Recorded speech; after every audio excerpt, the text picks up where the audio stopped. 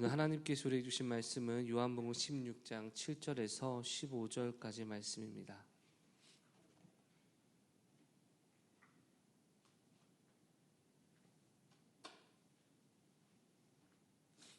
요한복음 16장 7절에서 15절까지 말씀.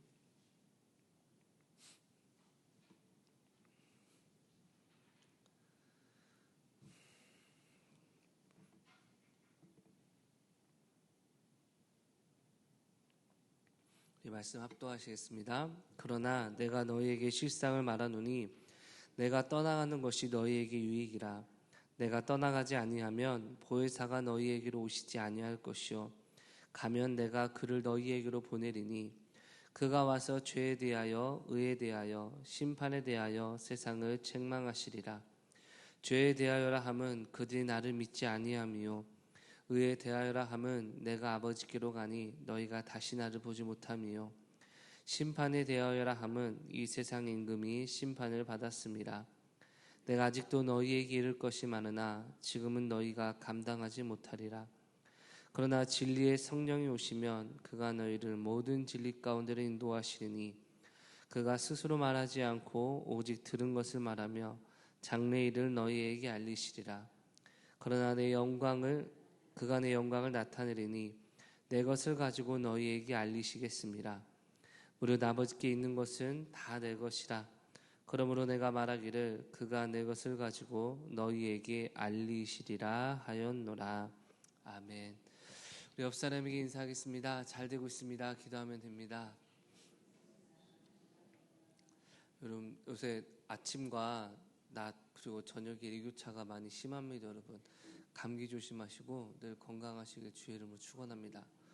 근데 어떻게 이 말이 설득력 있게 들리십니까? 아니면 아이고 목사님이나 잘 아시지 하는 생각으로 들립니까? 여러분 제가 지금 감기 걸려가지고 여러분 증상이 조금씩 나오는데 힘듭니다. 여러분 다시 말씀드리지만 여러분 메시지라는 것은 메시지 자체도 중요하지만 메신저의 삶이 더 중요한 줄 믿습니다. 제가 여러분에게 감기 걸리지 마세요 라고 말하는 사람이 감기에 걸리고 있으니까 별로 설득력이 없잖아요. 그렇죠? 여러분 오늘 성령 강림 주일입니다. 성령께서 이 시간 우리에게 삶 가운데 찾아오시고 그 은혜 가운데 살아가는 것을 기념하는 절기인데 여러분 그런데 중요한 건 성령께서 이 땅에 오시기 전과 오시기 후의 삶이 무엇이 달라졌느냐가 핵심일 것이고요. 내가 지금 성령님의 은혜를 누리고 있느냐 누리고 있지 않느냐의 삶의 차이가 분명하게 달라져야 우리가 계속 성령님을 의지하지 않겠습니까? 여러분 성령님에 대한 여러 가지 표현을 합니다. 비둘기 같은 분이라고도 하기도 하고 불과 같은 분으로 생각하기도 합니다. 그래서 어떤 찬양을 들으면 성령이여 불로 임하소서, 성령이여 비둘기처럼 임하소서, 하나님 나를 인도하여 주시옵소서, 나를 채워 주시옵소서. 이 성령의 은혜를 다양한 이미지로 설명하는데 여러분 어떻게 성령이 임하시냐도 중요하지만 왜 성령이 임하셔야 되는지를 깨닫고 누릴 때 우리가 그 필요성을 절감할 수 있을 줄 믿습니다. 여러분 성령이 오셔야 진리 가운데 나아갈 수 있는 것입니다. 여러분 지어낸 얘기임을 여러분 미리 전제하고 얘기합니다. 예화입니다. 지어낸 얘기입니다. 사실 아닙니다. 일부에부터 이 얘기를 하니까 막 이걸로 시작하는데 여러분 지어낸 얘기라고 말씀을 드립니다. 어떤 사람이 여러분 차를 타고 운전하다가 무려 50 몇 명에 달하는 사람들을 다치게 해서 경찰서에 끌려갔습니다. 여러분 이 사람한테 경찰이 묻습니다. 아니 어떻게 하다가 운전을 하다가 50 몇 명이 가고 있는데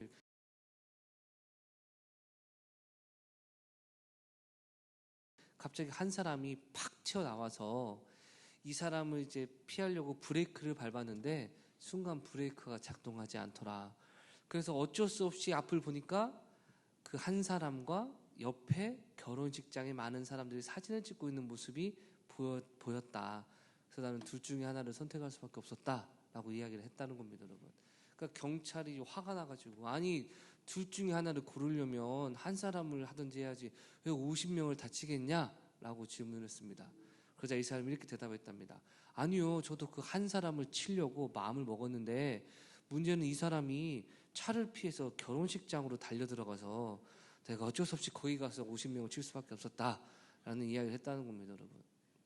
여러분 말도 안 되는 이야기고 이해가 안 되는 말이지만 잘못된 기준과 잘못된 관점으로 우리가 목표의식을 잡게 되면 이상한 결과가 나타난다는 것은 한 번쯤 생각할 필요가 있는 예화인 것 같습니다. 다시 말해 여러분, 정확히 말하면 둘 중에 하나를 치려고 했는데 이 사람이 피하면 여러분 그냥 지나가면 될 일인데, 나는 결혼식장을 치는 게 아니라 이 한 사람을 쳐야겠다라고 선택을 하니까 이 사람이 결혼식장으로 달려드니까 그러면 그 사람을 쫓아가서 결혼식장에 들어갔다는 것.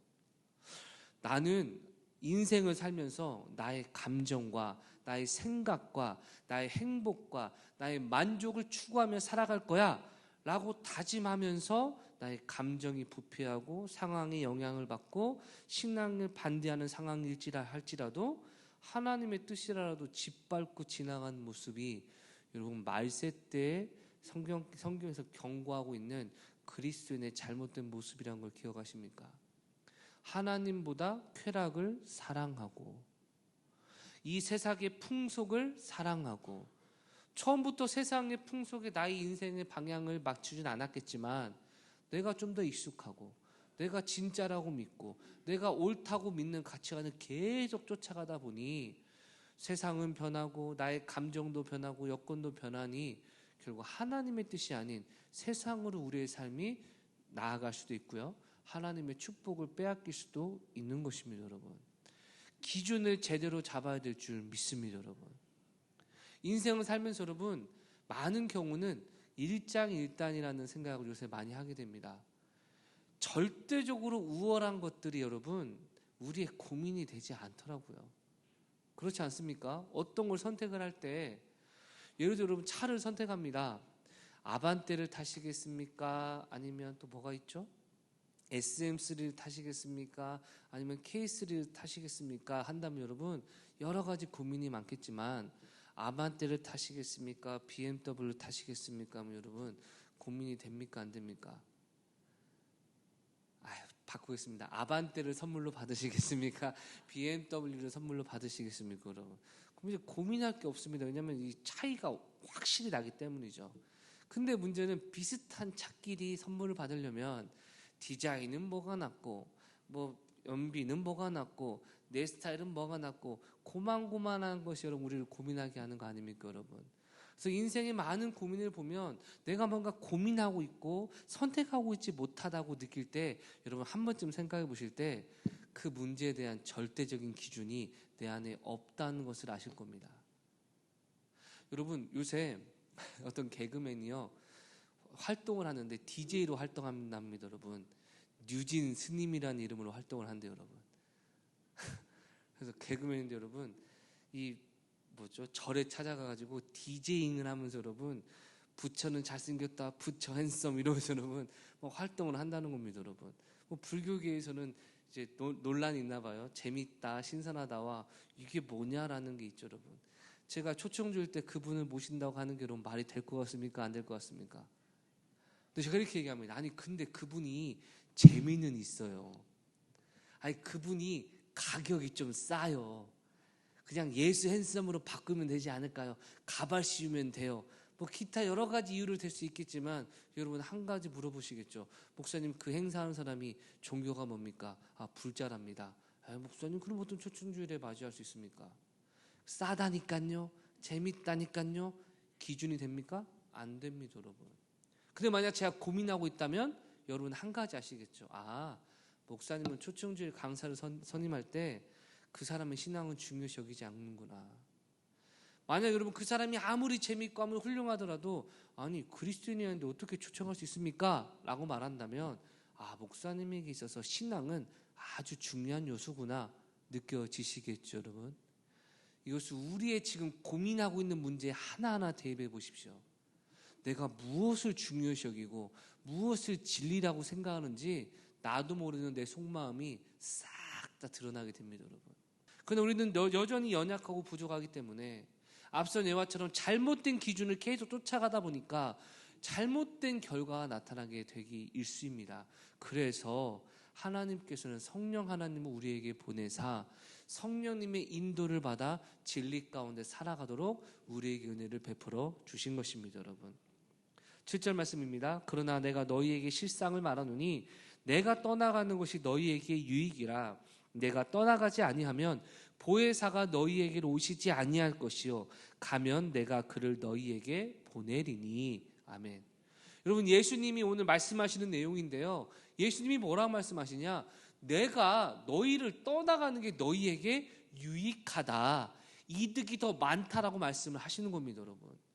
여러분, 제자들의 입장에서는요, 받아들이기 어려운 말이었습니다. 왜냐? 3년 동안 예수님을 쫓아다녔던 이유는 예수님이 나와 함께 하시고 예수님이 가르쳐주는 메시지가 있고 예수님의 뜻 가운데 살아갈 때 뭔가 이루어질 것이라는 기대를 가지고 있는데, 예수님이 승천하신다 말씀하시고 너희를 떠났거라 말씀하실 때 제자들의 마음이요, 근심과 걱정이 찾아오게 되었다는 겁니다. 그런 제자들에게 예수님은 오히려 말씀하시길 내가 떠나가는 게 유익이라고 말씀하시는 겁니다. 여러분, 예수님과 함께하는 것이 유익인 줄 믿습니다. 여러분, 그런데 예수님이 자기가 떠나가는 것이 유익이라 말씀하셨다면 성령이 얼마나 우리에게 유익한 분이심을 우리가 확실히 알 수 있지 않습니까? 여러분, 7절 후반절입니다. 내가 떠나가지 않으면 보혜사이신 성령님이 너희에게 오지 아니할 것이요 내가 떠나가면 내가 성령님을 너희에게 보낼 것이니 이것이 유익하다. 할렐루야. 여러분, 오늘 성령 감림주일이라 말하는 것이 아니라 이번 한 주 동안 나의 신앙에 있어서 얼마나 성령님의 도우심을 받고 살았는가, 얼마나 성령님과 동행하였는가를 생각하시길 주의 이름으로 축원합니다. 여러분, 만약 우리가 성령님과 동행하지 않고 나의 신앙과 나의 경험과 나의 생각을 쫓아 종교생활을 했다면요, 절대로 풍성한 열매는 존재할 수 없을 것입니다. 예수님께서는 제자들에게 약속하셨습니다. 내가 고아와 같이 너희를 절대 혼자 두지 아니할 것이다. 아멘. 그리고 그 말씀은요, 성령께서 우리와 함께 하심으로 이루어지게 되었습니다. 그렇기 때문에 우리가 성령님과 동행하지 않거나 성령님께 물어보지 않거나 성령님과 인격적인 교제가 없다면 주님은 지금 저 하늘 우편에서 우리를 보시고 말씀하실 겁니다. 너희가 고아처럼 혼자 지내고 있구나 라고 말씀할 수밖에 없는 것입니다. 여러분, 그렇다면 성령이 지금 내 삶 가운데 있으셔야 되는 이유가 무엇인가? 8절입니다. 그가 와서 죄에 대하여 의에 대하여 심판에 대하여 세상을 책망하시리라. 아멘. 여러분, 여기서 책망하다는 말이요, 꾸짖다란 말도 있지만 원어적인 의미를 보면 꾸짖어서 잘못된 것을 바로 잡게 하는 훈계와 권면의 이미지가 더 강합니다. 여러분, 어린아이들도 그걸 안다고 하더라고요. 아빠나 엄마가 열받아서 나한테 혼을 내는지 맞는 말 때문에 나를 바른 길로 인도하려는 것인지 여러분, 애들이 알까요, 모를까요? 압니다. 여러분, 그래서 자녀들이 부모를 두려워하지 않는 이유 중 하나가 아이고 화나서 승질내는 거네 라는 생각이 들면 두려워하지 않는다는 말도 하더라고요. 여러분, 그렇습니다. 못하고 있는 사람에게 잘하는 삶으로 인도하기 위해서는요, 그렇게 하면 안 돼, 이렇게 해야 돼. 다시 말씀드립니다. 그렇게 하면 안 된다니까, 이렇게 해야 돼 라고 두 가지의 메시지가 같이 들어가기 마련이죠. 그렇죠? 그렇습니까? 안 그렇습니까, 여러분? 예. 오늘 점심 맛있는 거죠, 그렇죠? 예. 2주 만에 고기입니다, 여러분. 기분 푸시고. 여러분, 참 그래요. 누가 그러더라고요. 배고프면 표정이 굳어지고 배부르면 표정이 좋아진다고. 밥 먹고 이후에 별 드릴까요, 여러분? 지금 배고프셔가지고 표정들 다들 힘들다 이런 표정인 것 같은데 여러분, 예, 믿음으로 이기시길 주의 이름으로 축원합니다. 여러분, 표정을 좀 웃으시고. 여러분, 부정적인 메시지와 함께 긍정적인 메시지가 함께 오는 것이 일반적인 책망과 교훈인데 어느 것에 집중하느냐에 따라 그 사람 인생이 달라집니다. 왜 우리 아이 기죽이고 그러세요? 라고 말에 빠져버리면 여러분 절대 발전 없지만, 우리 아이가 기는 죽었지만 바른 길로 인도해 주셔서 앞으로 잘 살 수 있도록 가르쳐 주시면 감사합니다. 여러분, 이것이 옛날 우리의 예의가 아니었습니까? 여러분, 하나님께서 우리에게 성령을 통해 책망하실 때 여러분, 저와 여러분은 어떠한 관점으로 들으십니까? 바르게 잡게 하시기 위해 잘못된 것을 알려주시고 고치게 하시고 회복시켜 주시는구나 라고 느껴진다면 우리는 은혜의 삶을 살아갈 것이지만, 누가 몰라서 못하나, 안 되는 어떻게 또 그 소리네 라는 마음으로 우리가 하나님의 음성을 듣기 시작한다면요, 그때부터 우리 삶의 변화와 축복이 아닌 사단의 역사가 더욱더 강하게 이루어질 것이 분명하지 않습니까, 여러분? 그럼 성령께서 책망하시는 이유가 무엇이냐 이겁니다. 오늘 8절엔 세 가지로 얘기합니다. 죄에 대하여, 의에 대하여, 심판에 대하여 세상의 잘못된 기준을 바로 잡고 우리에게 바른 기준을 가르쳐주기 위함이라는 것입니다, 여러분. 누가 그런 얘기를 하더라고요. 외눈박이 세상에 가면 여러분, 두 눈을 가진 사람이 이상한 취급을 받는다고 말하는 것처럼 이 삐뚤어진 세상에서는요, 진리를 추구하는 그리스도인의 가치관과 생각이 얼마나 공격당하는 줄 모릅니다, 여러분. 하나님 말씀을 최선 다해 충성하는 사람을 조롱합니다. 비아냥거립니다. 현실 감각이 없는 그리스도인으로 치부해버립니다, 여러분. 죄송하지만 성경에 돈과 하나님을 동시에 사랑할 수 없다는 말씀을 깨닫고 많이 부자가 되면 천국 가기 어렵다는 말을 깨달아서 누군가 돈보다는 주님을 위해서 열심히 살아가면요, 아이고 적당히 해야지, 돈은 없나, 돈도 벌고 자기 생각도 해야지, 신앙이면 다 돼? 라고 조롱합니다. 믿지 않는 자와 멍에 매지 말라라는 하나님 말씀에 순종하고 나아가면요, 아니 그래도 결혼할 때 신앙 부분을 적당히 전도하고 생각해야지, 아니 신앙생활 안 한다고 결혼을 안 해? 조롱하고 비아냥거립니다. 여러분, 하나님의 이름을 망령되 일컫지 말라는 것 중에 하나는 무엇이냐? 하나님의 말씀에 순종하는 자들을 비난하지 말라는 말까지 포함된다는 것을 기억하시길 주의 이름으로 축원합니다, 여러분. 함부로 판단하고 함부로 비아냥거립니다. 얼마나 마음이 아픈지 모릅니다. 여러분, 하나님 앞에 두려움 가운데 우리는 서게 될 수밖에 없는 것이죠, 여러분. 누군가 기도를 열심히 하면요, 저 사람 참 기도 열심히 한다, 나는 저런 부분은 배워야겠다. 그런데 말씀 부분이 좀 약하니까 이런 부분은 저 사람이 성장했으면 좋겠고 나도 그런 부분 잘해야겠다, 이렇게 마음을 먹어야 되는데, 기도한다고 다 되냐? 기도하면 뭐하냐? 저 사람 저렇다.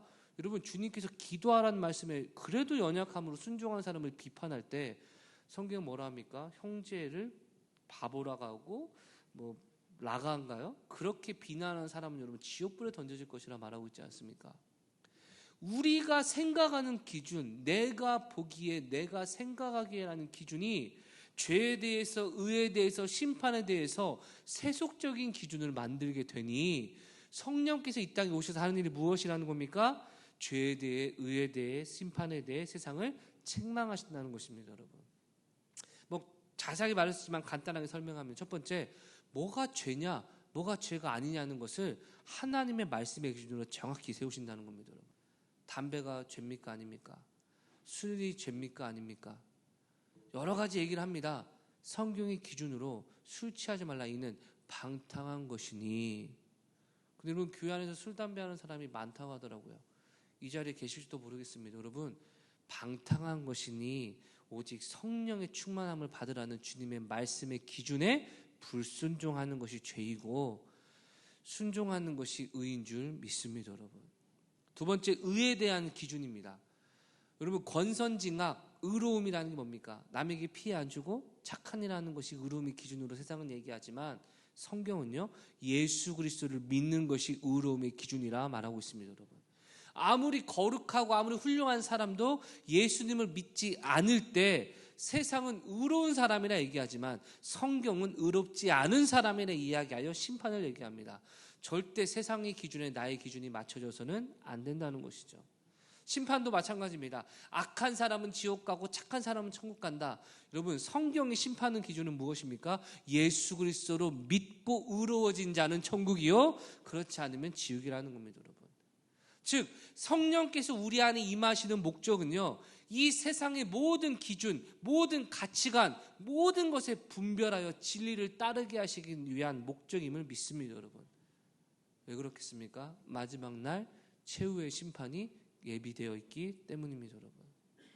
제가 목회자지만 여러분, 마지막 날 최후의 심판이 없다면 기독교 안 믿어도 되지 않겠습니까?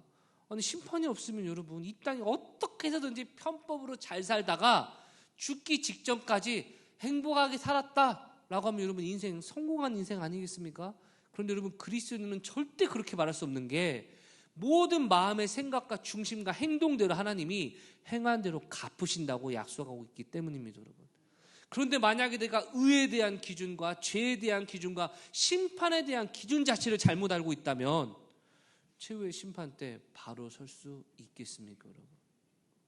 그래서 예수님께서는요, 성령 오실 때 어떤 일이 벌어질 것이냐, 13절입니다.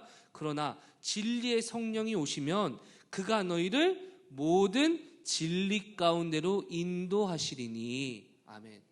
우리 모두가 이것은 진리입니다, 이것이 옳습니다, 이것이 행복입니다, 이것이 신앙입니다 라고 말하는 모든 기준이 성령께서 우리 안에 오실 때 참된 진리의 자리로 옮겨질 수 있다고 약속하시는 것입니다. 여러분, 그렇습니다. 하나님이 진리를 아시는 분이시고 그 하나님의 성령을 의지할 때 우리가 진리를 경험하게 되는 것입니다. 여러분, 사랑하는 성도 여러분, 저는 요새 자녀를 키우면서 자녀 교육에 대해 참 많이 고민합니다.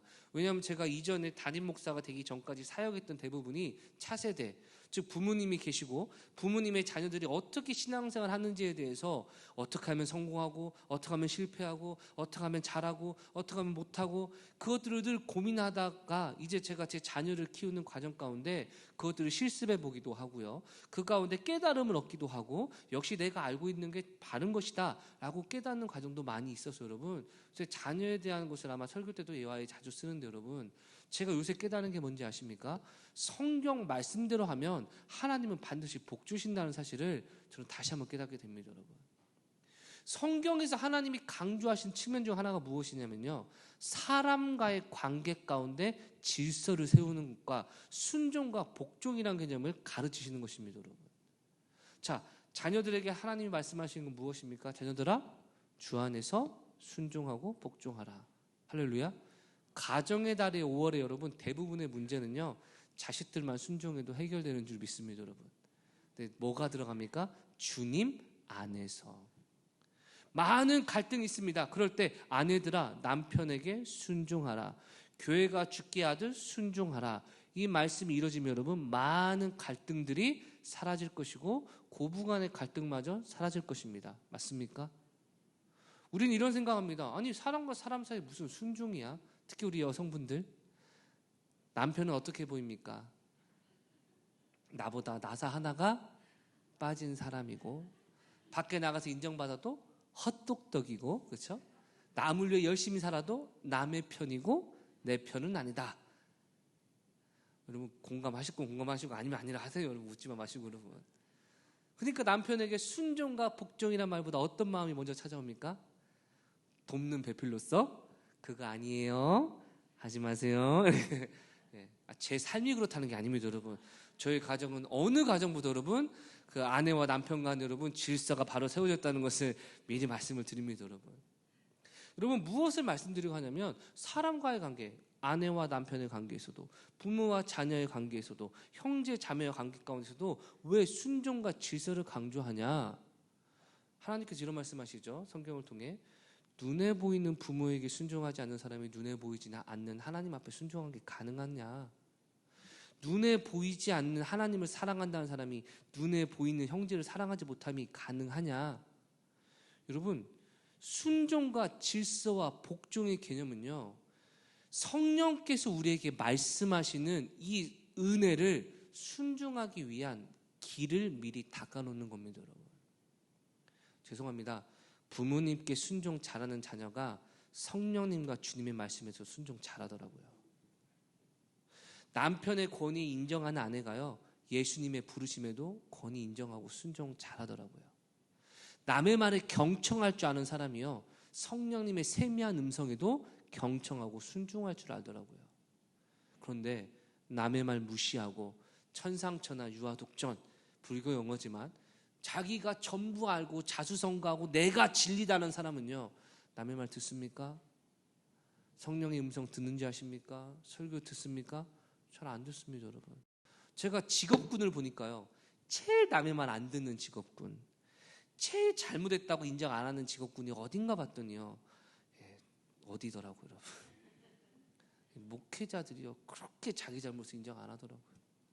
잘못했습니다, 아유 내가 실수했네요, 인정하면 넘어갈 것을 너는 뭐 잘못한 거 없냐? 부터 시작해서 네가 그러니까 그렇지 않냐? 말한 거 들어보면 이제 자기 잘못은 하나도 없는 사람들입니다. 여러분, 사랑하는 성도 여러분, 그 태도가 무엇입니까? 교만입니다. 하나님께서 우리에게 자녀가 부모에게 순종하라 말하는 것, 아내가 남편에게 순종하라고 말하는 것, 여러분 이게 무엇입니까? 성령의 세미한 음성에 순종하는 자가 은혜 가운데 살아갈 수 있기 때문입니다, 여러분. 쉽게 설명해 볼게요. 부모님이 혼을 내면서 이놈의 자식아! 라고 혼내는데 여러분, 이걸 두려워하지 않는 자녀가 성령님께서 세미한 음성으로 그렇게 하면 안 되라는 말에 순종할 것 같으십니까? 여러분, 우리는 성령께 순종하기 위하여 순종하는 것입니다, 여러분.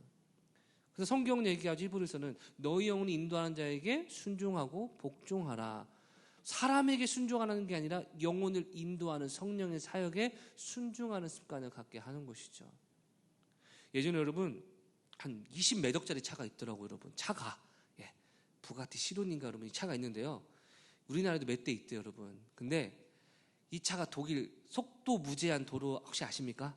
아우토반이라는 도로가 있는데 여기서 이 사람이 380인가 420인가로 달렸습니다, 여러분. 속도 무제한이니까 여러분 그렇게 달린 겁니다. 한 10분 그렇게 달리면 기름이 다 떨어진다 하더라고요. 독일 정부에서 여러분 공문을 보냈습니다. 웬만하면 하지 마라. 속도 무제한이지만 하지 마라. 그 차를 우리나라에서 탄다고 생각해 보겠습니다. 380 어디서 밟을 수 있을까요? 못합니다, 여러분. 오히려 여러분 차가 밑에 낮아가지고 덜컹하면 여러분 기스납니다, 여러분. 좋은 차가 있어도 달릴 수 있는 이 길이 닦아져 있지 않으면 여러분 못합니다. 길에 속도 제한이 걸리면요 그 출력을 다 감당 못합니다. 하나님의 은혜를 감당하기 위해서 순종의 삶을 살아가야 되는 겁니다, 여러분. 주께서 말씀하시길 아멘. 부모님이 말씀하시면 순종하고, 남편이 주 안에서 권면하면 순종하고, 영혼이 인도하는 자가 주 안에서 권면하면 순종하는 자가 성령께서 부모를 통하여, 남편을 통하여, 때때로 목회자를, 때때로가 아니죠, 그렇죠? 목회자를, 설교를 통하여, 때때로 주변 환경을 통해 우리를 깨닫게 할 때 순종할 수 있는 겁니다, 여러분. 성령께서 우리를 진리 가운데 인도하실 때 방해하는 자가 누군지 아십니까? 따라하겠습니다. 내 자신이다. 내 자신 아닙니까?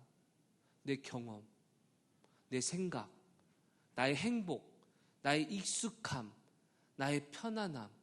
근데 여러분 이것에 무엇이 결합되면 강력하게 우리를 더 지옥의 자리를 이끌어가는지 아십니까? 나의 신앙의 지식과 신앙의 경험이 합쳐지면요 평생 내 경험에 따라 살면서도 신앙생활 한다고 착각하면 성령의 역사를 자꾸 거부할 수밖에 없다는 겁니다, 여러분.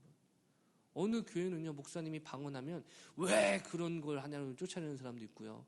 어떤 목사님은요 또 그건 아니다 저건 아니다, 성경의 기준으로 하는 게 아니라 자기 생각으로 말하는 기준이 있다면 여러분 그것은요 오히려 큰 문제가 되지 않겠습니까? 성령님이 우리를 진리 가운데로 인도하시니 성령님에 대해서 순종하시길 주의 이름으로 축원합니다, 여러분. 그래서 자녀들을 양육할 때도 여러분 계속 부모에게 순종하는 자녀를 양육해야 될 줄 믿습니다, 여러분.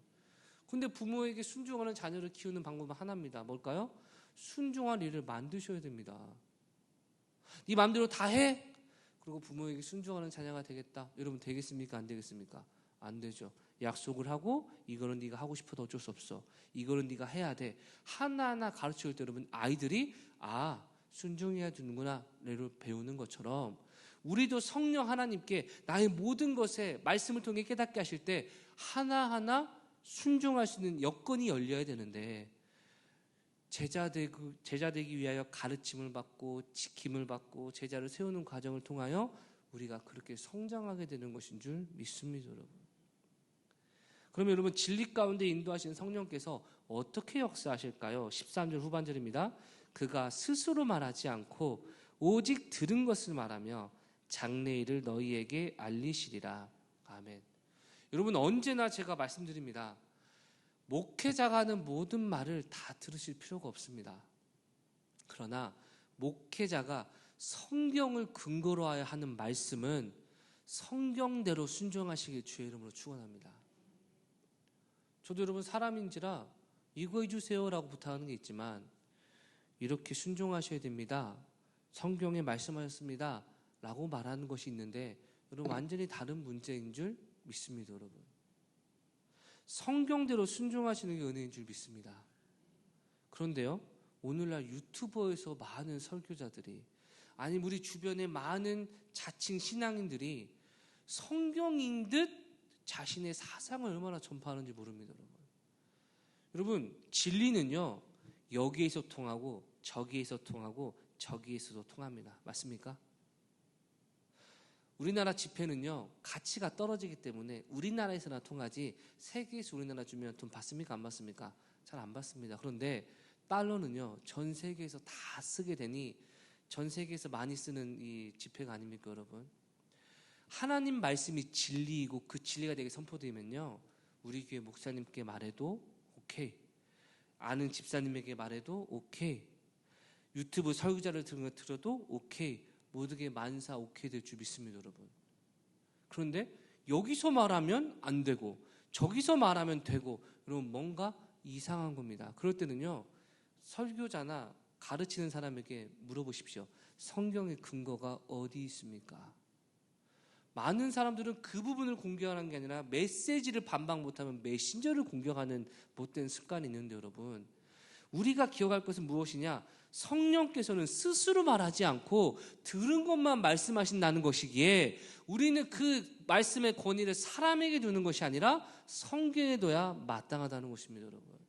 왜 이런 말씀을 드리냐? 요새 여러분 하나님의 성령의 사역자라고 말하면서 자기 생각을 막 주장하는 사람들이 너무나 많습니다. 그들에게 성경을 들이대면서 물어봐야 됩니다. 성경의 어떤 구절이 그렇게 말씀하시고 있나요? 어떤 구절이 말하고 있다면 여러분 다른 구절은 어떻게 이해됩니까? 라고 성경을 우리가 깊이 묵상하고 연구해야 되지 않겠습니까, 여러분? 근데 요새는요 성령의 사역자라는 사람들이 성경에 없는 말을 하고 듣는 성도님들도 성경으로 분별하지 않고 맞다 이러고 끌려가니 여러분 마지막 시대에 얼마나 영적으로 혼탁해지는지 모릅니다, 여러분. 특별히 장래일을 너희에게 알리시리라는 구절 있죠. 한번 띄워주실래요? 13절 후반절. 장래일을 너희에게 알리시라라는 말을 듣고 미래에 어떤 일이 벌어질 것이다. 그럼 내 신랑감은 몇 살이다, 내 아내감은 몇 살이다, 이런 거 알려주실 것을 기대하는 경우가 많은데 여러분 분명히 말씀드립니다. 하나님이 알려주실 수 있습니다, 여러분. 잘 들으셔야 돼요, 끝까지. 하나님께서 미래 어떤 일에 대해서 알려주실 수 있습니다. 그런데 히브리서에서 말하는 모든 예언과 모든 것은 예수 그리스도의 말씀으로 이제 하나가 되었기 때문에 우리는 하나님 말씀으로 충분히 미래에 우리가 구원받는 삶에 있어서 모든 것을 다 공급받는다는 것을 인정하시길 주의 이름으로 축원합니다, 여러분. 예언의 은사 자체는 틀린 게 아닙니다만 예언을 전하는 과정 가운데 사람의 생각이나 느낌이나 감정이나 경험이 섞이기 때문에 얼마나 왜곡될 가능성이 큰 줄 모릅니다, 여러분. 그렇기 때문에 우리는 언제나 예언을 들었든 조언을 들었든 무슨 말을 들었든 성경에 근거하여 말씀을 들어야 되는데, 때때로 이단들이나 몇몇 사람들은 목사님 보세요, 성령께서 장래일을 말씀해 준다고 약속하고 있잖아요 라고 강조하고 있는데 여러분 무엇을 잊어버리고 있냐? 14절입니다. 그가 내 영광을 나타내리니 내 것을 가지고 너희에게 알리시겠습니다. 아멘. 여기서 나는요 예수님을 말하시죠. 그는 성령님입니다. 성령님이 미래일을 알려주시는데 무엇을 알려주신다고요? 내 것, 예수님의 것을 가지고 알려주신다는 겁니다. 자, 오늘 본문이 어떤 사람이 기록한 서신입니까? 요한이 쓴 요한복음인데요. 요한복음 1장에 예수님 뭐라고 설명합니까? 태초에 말씀이 계시니라. 즉 예수님이 내 것이라는 것은 무엇을 말합니까? 성경 말씀입니다, 여러분. 그러니까 언제나 성령의 역사는 말씀과 함께 이루어진다는 것을 깨달으시길 주의 이름으로 축원합니다, 여러분. 오늘 성령 감주일이 왜 이걸 강조하나요? 잘 들으세요. 이제 결론입니다. 내가 하나님의 뜻을 구합니다 라고 말한다면 여러분 하나님의 말씀을 붙들고 함께 가셔야 정답인 줄 믿습니다. 목사님 제가요 하나님의 은혜 가운데 이렇게 선택했습니다. 그 선택에 대한 성경 구절을 제시해 주셔야 됩니다. 목사님 제가 하나님 뜻을 구해서 지금 이렇게 살고 있습니다. 그럼 그렇게 살고 있는 삶을 지지해주고 확실하게 정해주는 성경 말씀 구절을 우리가 붙들고 기도하여 응답도 받아야 될 줄 믿습니다. 그게 아니면요 하나님도 구하지 않는 겁니다. 많은 사람들이 하나님의 뜻을 구한다면서 성경에 반대되는 구절대로 살아갑니다. 여러분 제가 한번 예를 들어볼까요? 제가 하나님 뜻을 구해서 로또 당첨을 해서 열심히 기도하고 있습니다 하나님 뭐라고 말씀하실까요? 물질과 하나님을 교만하게 섬기지 말라. 사람이 떡으로만 사는 것이 아니라 하나님의 말씀으로 사는 것이다. 말씀 자체가 충돌됩니다. 그래도 오늘날 많은 사람들이요, 로또 당첨되게만 해주신다면 하나님 제가 이렇게 하고 저렇게 하겠습니다. 여러분, 자신의 뜻을 주장하며 살아가는 경우가 많습니다. 여러분, 성령님은 언제나 말씀을 통해 역사하십니다. 여러분, 그러면 이제 마지막 결론이 무엇일까요? 말씀을 읽으셔야 되죠. 말씀을 읽지 않는 사람은요, 성령의 뜻을 알려주셔도 분별하지 못합니다. 여러분, 찬양 한 곡하고 마무리 지을 텐데요, 성령님이 내 안에 계시다는 것, 내가 성령님을 의지한다는 것은요, 성령님 감사합니다, 내 곁에 있어 주셔서요가 아닙니다. 주님, 오늘 하루 순간순간마다 나를 진리로 인도하여 주시옵소서. 주님보다 내 생각을 앞세우지 않고 성령님의 인도하심을 받기 원합니다. 철저하게 주도권을 주님께 내어드리고 수동적인 자세가 되어야 할 줄 믿습니다. 얼마 전에 어떤 분이 저한테 돈을 빌려달라 하더라고요. 전도사님인데 돈 빌려달라. 근데 여러분, 제가 이렇게 얘기했습니다. 내무부 장관의 승인을 받아야 됩니다. 저는 제 집안의 경제권을 아내를 믿고 맡겼고 아내가 잘하고 있기 때문에 그렇게 안 합니다. 만약 제가 경제권을 가지고 있다면요, 바로 줬을 수도 모르겠습니다. 그런데 아내에게 승인을 받고 해야 될 거라고 생각했습니다. 왜 그런지 아십니까? 이 삶이 저희 가정의 경제의 흐름이기 때문입니다. 내 인생의 어떤 선택의 여건의 첫 번째, 누가 나에게 신앙을 얘기하고 선택을 얘기할 때 내가 할게, 나만 마음 먹으면 돼, 여러분, 성령님을 의지하지 않는 가능성이 너무 높습니다. 기도해보고 결정하겠습니다. 셀리더와 대화해보고 하나님 뜻을 찾아보고 결정하겠습니다. 목사님께 기도 부탁하고 성령의 가르침에 인도하여 순종하겠습니다. 여러분, 이런 고백이 나오지 않는다면 지금 사실상 성령님을 모시지 않는 삶과 별반 다르지 않을 수도 있습니다. 오늘 이 찬양을 통해서 하나님의 성령을 의지하시고 그분의 도우심 가운데 승리하시는, 그리고 주님의 축복 가운데 나아가시는 저와 여러분 되시길 주의 이름으로 축원합니다. 오늘 이곳에 계신 성령님, 우리에게 말씀하시고 우리를 가르치소서. 같이 우리 열어주시고 주의 빛으로 밝혀 우리를 인도하소서. 다시 한번 설교 말씀을 기억하며 오늘 이곳에 계신 성령님, 우리에게 말씀하시고 우리 가르치소서. 우리 맘 열어주시고 주의 빛으로 밝혀 우리 인도하소서. 주님보다 앞서지 않고 겸손하게 주님의 말씀 기다리니 주님 손에 우리 드립니다. 사랑으로 인도하소서. 주님보다 앞서지 않고 주님보다 앞서지 않고 겸손하게 주님의 말씀 기다리니 주님 손에 우리 드립니다. 사랑으로 인도하소서. 그렇습니다. 주님, 우리의 모든 인생의 순간순간마다 주님보다 앞서지 않고 모든 진리 가운데로 인도하시는 성령님을 의지하며 주님께서 내게 말씀하시고 확실히 깨닫게 하시기 전까지 말씀과 기도로 주님의 인도하심을 기다리며 순종하기 원하오니 하나님의 뜻 가운데 내 삶을 변화시켜 주시고 성공과 진리의 삶으로 인도하여 주시옵소서.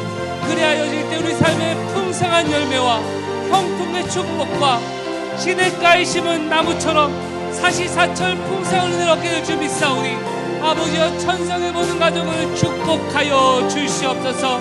우리 주여 외치고 통성으로 기도합니다. 주여. 하나님, 세미하신 주님의 음성에 순종할 수 있도록 하나님의 말씀에 순종하는 삶의 습관과 태도와 자세를 가지게 하여 주시옵소서. 자녀들은 부모에게 순종하게 하시고 아내들은 남편에게 순종하게 하시고 성도들은 영혼을 인도하는 자에게 순종하고 복종하여 우리의 왕 되시고 우리 주인 되신 예수님이 어떤 말씀하실지라도 순종의 습관, 복종의 습관, 충성의 습관을 좇아 순종하여 기도하여 열매 맺는 풍성한 역사가 성령님의 역사를 통하여 우리 삶에 이루어질 수 있도록 아버지 축복하여 주시고 아버지 인도하여 주시옵소서. 모든 진리 가운데 인도하시는 성령께서 우리와 함께 하심에도 불구하고 기도하지 않고 말씀 읽지 않고 순종과 복종하지 않아 고아와 같이 홀로 쓸쓸하게 비참한 인생을 살아가고 있는 우리들에게 오늘 말씀을 통하여 진리를 가르쳐 주시고 축복을 허락하여 주시고 형통함을 주시기 원하시는 하나님의 뜻을 깨닫게 하여 주시옵소서.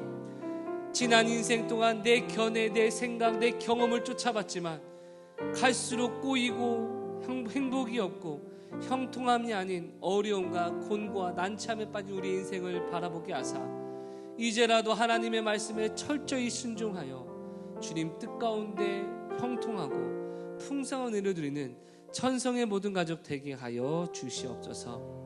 역사하신 주님 감사하며 예수님의 이름으로 기도드렸습니다. 아멘.